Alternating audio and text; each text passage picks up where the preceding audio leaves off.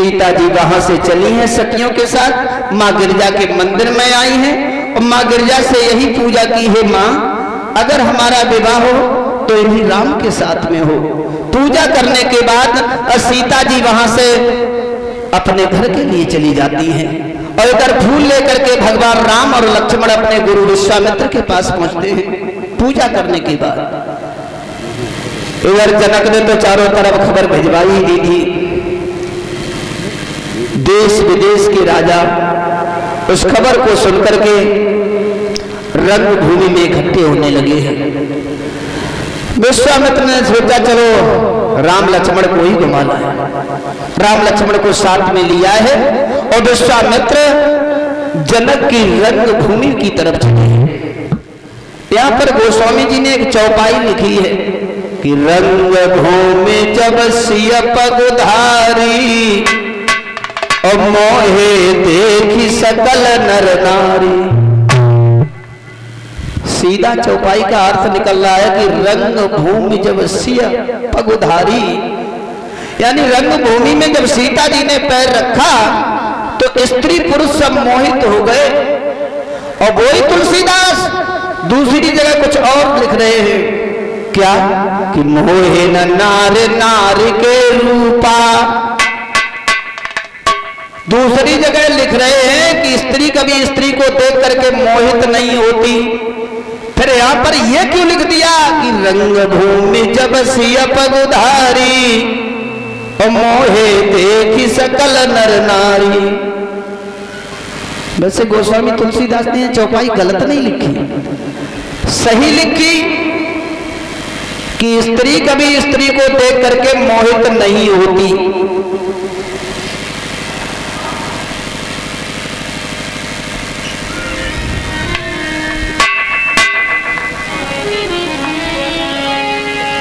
बताया स्त्री कभी स्त्री को देख करके मोहित नहीं होती कि भावे न नारी को नारी भारी कमी है नारी में।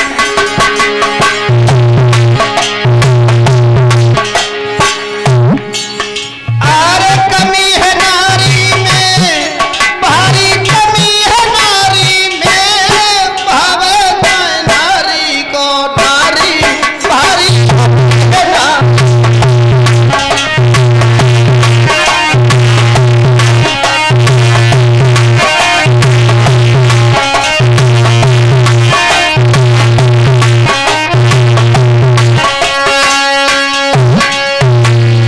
सही लिखा तुलसीदास जी ने।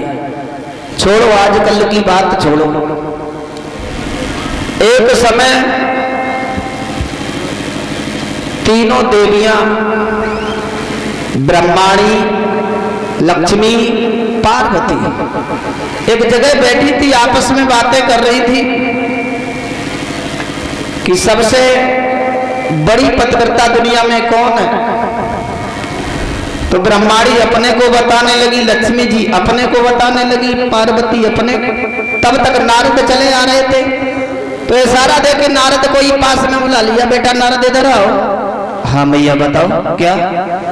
बोले हम तीनों में विवाद है एक बात का, हम तीनों में या सारे संसार में सबसे बड़ी पतिव्रता कौन है। नारद हंसने लगे, मैया ये भी नहीं मालूम। सबसे बड़ी पतिव्रता है अनसुईया। अनसुईया ब्रह्माणी की बहू थी, लड़का की बहू। अत्रि मुनि की पत्नी थी ये अनसुईया और अत्रि मुनि ब्रह्मा के लड़का थे। अब जब बहू की बड़ाई सास ने सुनी तो जल गई। बारे नाथ हमने आपसे पूछा, तुमने अनसुईया का नाम ले दिया। जलन हो गई बहुत भारी। तुरंत ही अपने अपने देवताओं को बुलाया तीनों देवियों ने और कहा जाओ अनसुईया के दरवाजे पर, कैसे भी हो किसी प्रकार हो उसका पतिव्रत धर्म नष्ट करो। तो तीनों देवता चले हैं, ब्रह्मा, विष्णु और भगवान शंकर पहुंच गए अनसुईया के दरवाजे पर। और अनसुईया पतिव्रता स्त्री थी। भिक्षा मांगने के लिए महात्मा के रूप में पहुंचे तीनों देवता कि मां मुझे भिक्षा दीजिए। अनसुईया बाहर निकली भिक्षा लेकर के, मना कर दिया, ऐसी भिक्षा नहीं लेंगे। बोले कैसी महात्मा जी भिक्षा लोगे? बोले निवस्त्र होकर के भिक्षा डाली, वस्त्रों को उतार करके नंगिन होकर के। अनसुईया सोचने लगी कैसे है महात्मा? ठीक है बाबा जी, भिक्षा तो हम जरूर दूंगी तुम्हें। सोचने लगी अगर महात्मा दरवाजे से लौट गए तब भी गलत है, और हमने कपड़े उतार दिए तो पतिव्रत धर्म नष्ट हो जाएगा, चक्कर में फंस गए। अपने पति का ध्यान किया, अत्रिमुन का कमंडल में से जल लिया और तीनों देवताओं के ऊपर जब जल छोड़ा, पति का नाम लेकर के वो तीनों देवता जो महात्मा के रूप में थे कि बच्चा बन गए रे हाय अनसुईया के पार मेरे बालक बन गए।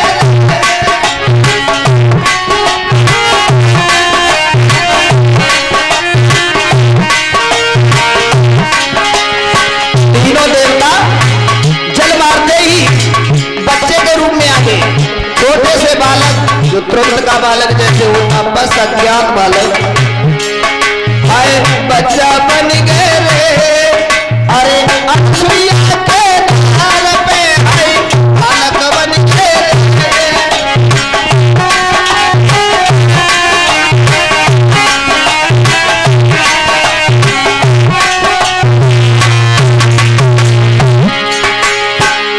तीनों देवता छोटे छोटे बच्चा बन गए। अनसुईया ने पालने में लिटा दिया और निवस्त्र होकर के भिक्षा देने लगी। अबोध बालक के आगे धर्म नष्ट नहीं होता, उसे ज्ञान ही नहीं होता। निवस्त्र होकर के भिक्षा दे दी अनसुईया ने।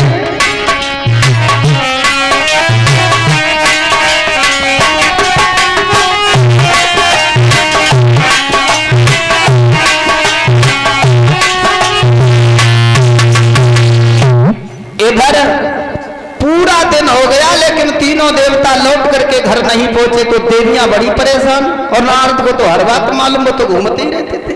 घूमते घूमते फिर देवियों के पास आ गए तो देवियों ने पूछा बेटा नारद, आज सवेरे से तीनों देवता निकले घर से, लौट के नहीं आए, तुमने कहीं देखा? नारद बोले कहां भेजा था? बोले भेजा तो कहीं नहीं था, भिक्षा लेने गए थे। बोले जाओ पता करो जहां भेजा हो। अब इधर से तीनों देवियां चली हैं, अनसुईया के दरवाजे पर पहुंची, और जैसी अनसुईया के घर पहुंची, अनसुईया कोई महात्मा आए हैं यहाँ? बोले महात्मा तो नहीं आए, 3 बच्चे जरूर आए हैं। बोले कहाँ हैं? बोले पालने में लेटे, और पालने के पास तीनों देवियां पहुंची। अब तो असमंजस में पड़ गई, ये तो बच्चे बने पड़े हैं, अब धोखा कहीं न हो जाए। अगर अनसुईया बोली अगर तुम्हारे बच्चे हो तो ले जाओ अपना अपना। अब पहचान ही नहीं रही, छोटे छोटे बालक कौन से भगवान शंकर हैं, कौन से विष्णु हैं, कौन से ब्रह्मा।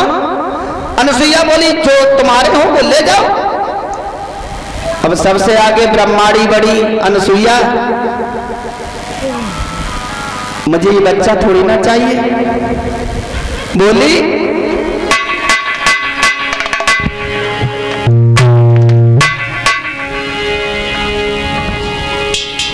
तीनों देवियां अनसुईया से निवेदन कर रही हैं, हे अनसुईया थोड़ी सी कृपा कर दे मेरे ऊपर।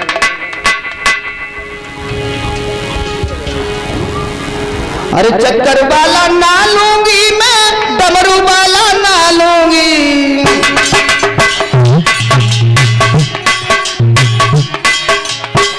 सबसे आगे ब्रह्माणी बड़ी और बोली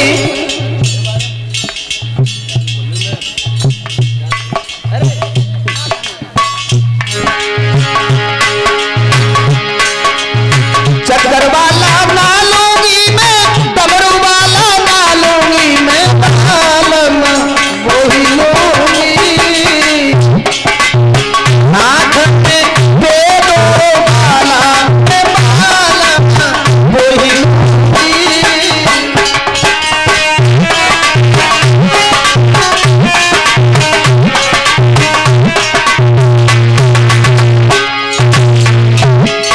लक्ष्मी जी को भी चैन नहीं पड़ा। और ये अनुसुईया अगर ब्रह्माणी की बात सुन ली हो तो एक बात मेरी भी सुन ले। लक्ष्मी जी आगे बढ़ी और वो भी कहने लगी अनुसुईया वेदों वाला ना चाहिए, डमरू वाला ना चाहिए।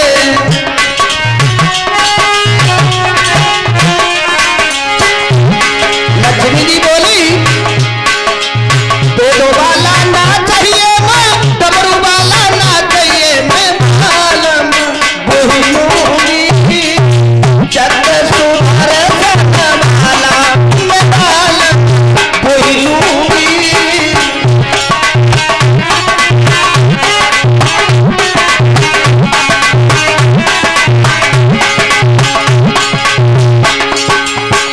पार्वती पीछे खड़ी थी, बोलिए अनुसुईया इनकी बात सुन ली है तो एक बात मेरी भी सुन ले। वो भी आगे बढ़ गई और अनुसुईया से निवेदन किया सुनो इन्हें वेदों वाला चाहिए, इन्हें चक्र सुदर्शन वाला, लेकिन हमें ये नहीं चाहिए। तो बोली वेदों वाला ना चाहिए, चक्रधारी ना चाहिए।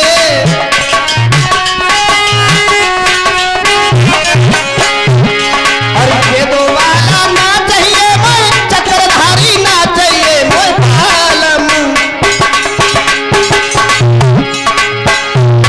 मैं बालम वही लूंगी, हाथ में डमरू वाला, मैं बालम वही लूंगी।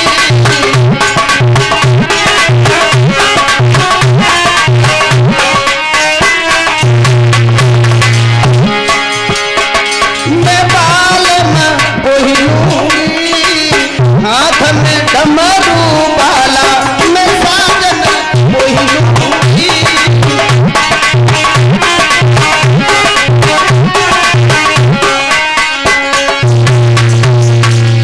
इधर अनुसुईया ने जब ज्यादा निवेदन किया है देवियों ने तो दोबारा पति का ध्यान करके जल मारा है। तीनों देवता अपने रूप में आते हैं और तीनों देवताओं के साथ तीनों देवियां घर पहुंचती हैं। इधर गोस्वामी तुलसीदास जी ने चौपाई में जो लिखा कि रंग भूमि जब सिय पगुधारी और मोहे देख सकल नर नारी। सीता जी को नहीं, यहां पर लिखा है कि रंग भूमि जब सिय पगुधारी। पगुधारी पगुधारी भगवान राम के लिए आया है। भगवान राम को देख करके स्त्री पुरुष सब मोहित हो गए। भक्तों रंग भूमि में भगवान श्री राम और लक्ष्मण गुरु विश्वामित्र के साथ में पहुंचे, जहां पर बड़े बड़े राजा बैठे हैं। उधर सीता जी हाथ में जयमाला लिए खड़ी है। जनक खड़े हो गए, आवाज देने लगे देश विदेश के राजाओं, हम अपनी बेटी सीता का विवाह उसी के साथ में करेंगे जो धनुष को तोड़ेगा। आइए बड़े बड़े बहादुरों और धनुष के ऊपर पौरुष दिखाइए। तो बड़े बड़े बहादुर देश विदेश के राजा बैठे थे, एक एक करके उस धनुष पर ताकत दिखाते हैं, लेकिन वो धनुष किसी के हिलाए से हिलता भी नहीं है। भूप सहस्र दस एक ही बारा हो लगे उठावन डरे नटारा। सीधा चौपाई का अर्थ निकल रहा है कि 10,000 जो राजा थे कि भूप सहस्र 10,000 राजा एक ही बार में लग गए, लेकिन वो धनुष किसी के हिलाने से हिला नहीं। अब शंका की बात है यहाँ पर। पहली बात तो ये है कि वो धनुष कितना बड़ा था। 10,000 राजाओं के 20,000 हाथ तो बनी गए, कितना लंबा धनुष था। और दूसरी बात यह है अगर किसी प्रकार से वो धनुष टूट जाता तो सीता किनके गले में जयमाला डालती। लेकिन चौपाई के एक नहीं बल्कि 4-4 अर्थ निकल आते। भूप सहस्र दस, जो 10,000 राजा थे एक ही बार, एक बार हर राजा को मौका दिया गया, लेकिन वो धनुष किसी ने तोड़ नहीं पाया। जनक खड़े हो गए, कहने लगे मैंने समझ लिया कि दुनिया में कोई भी बहादुर नहीं है। आज हमने ये जाना है कि क्षत्रियों से ये भूतल विहीन है, कोई भी पृथ्वी पर बहादुर नहीं है। अगर ये हम पहले जानते तो ये संकल्प नहीं रखते। कहने लगे जनक कि कुआरी सुतारई मैंने फिर था पे धनुष की थानी,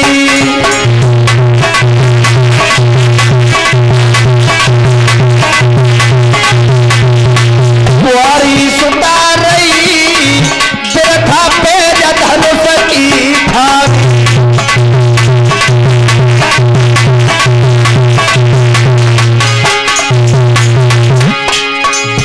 अगर ये जानते तो इतना बड़ा संकल्प नहीं करते। काऊ छत्री पे धनुष न टूटो,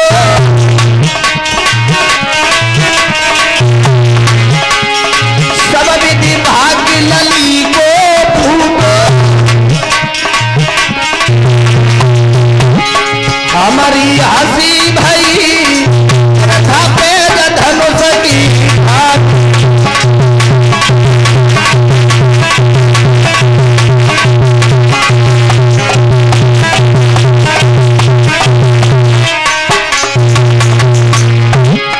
जनक कहने लगे अगर इतना जानते, अरे तो ये पैज नहीं रखते। नहीं मालूम था कि दुनिया में कोई बहादुर ही नहीं है।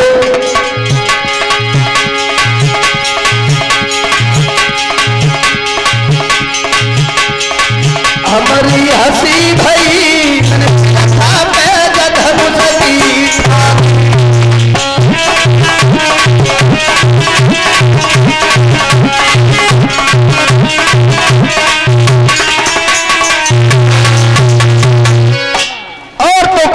निकला लेकिन लक्ष्मण से रुका नहीं गया। और लक्ष्मण कहने लगा क्या कहा जनक कि दुनिया में कोई बहादुर नहीं है, लेकिन